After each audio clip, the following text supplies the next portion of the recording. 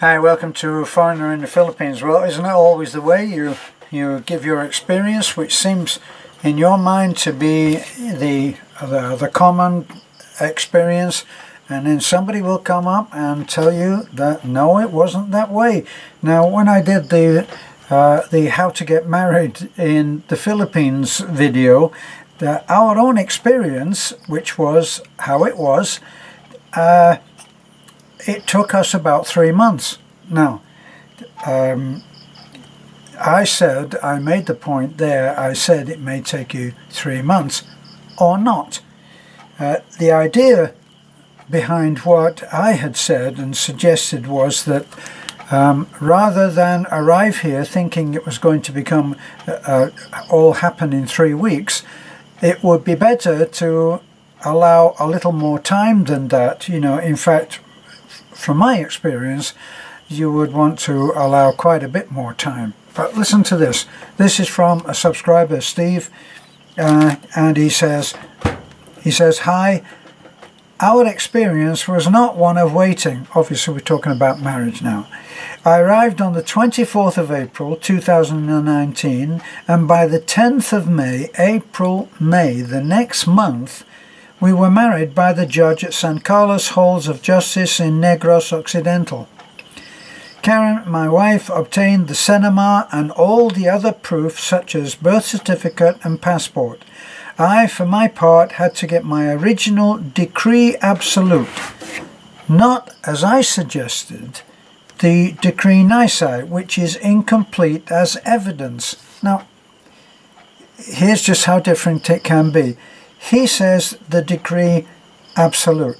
Now, the decree absolute, he says, is a one-page document clearly showing the end of the marriage. That was what I brought with me, a one document. It was a one-page document that clearly showed that I was divorced by the court that had divorced me. Now, it said, the decree absolute is a one-page document clearly showing the end of the marriage. That was sufficient. I also had to arrange an interview at the British Embassy in Manila. This was problematic as the embassy was only open 3 mornings a week with 50-minute time slots.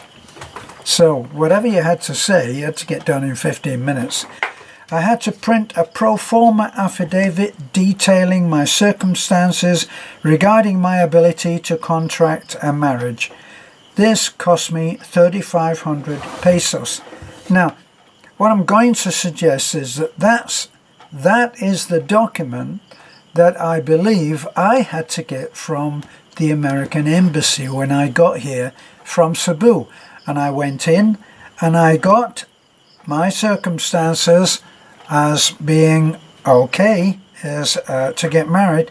Now, I got that from the US Embassy here.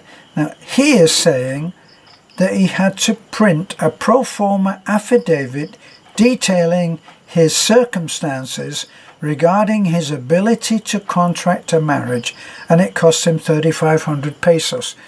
Not quite sure how that relates or converts to dollars, but my form that I needed to get was $50.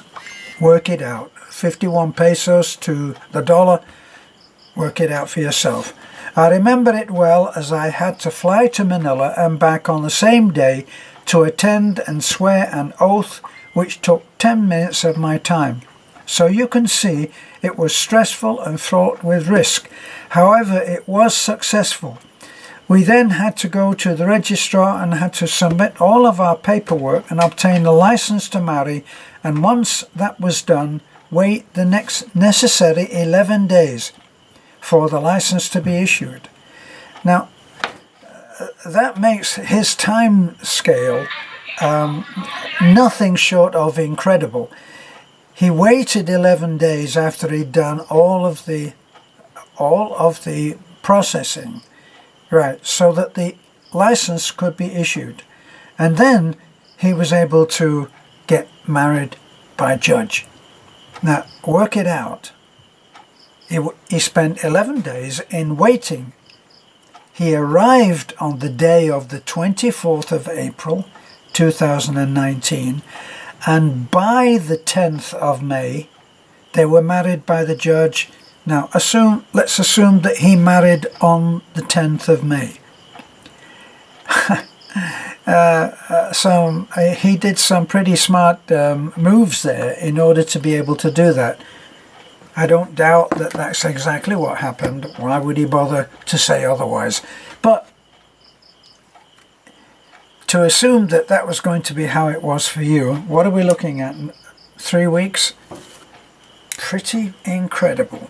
And not at all what I experienced and what other people experience either, because when we were looking for a judge, we had our license and we then had to scout around to actually find a judge who had a time slot for us to be married. Now, he does say that he was on a different island on Negros Occidental, and I'm assuming that that means it was different there to what it is here. Now, notice in his letter, he does not mention the forum that Beth and I had to attend with the questionnaire on what to do when to get married, and all very sensible advice was at that forum. A lady suggested there with absolute conviction that as far as rejection went, if the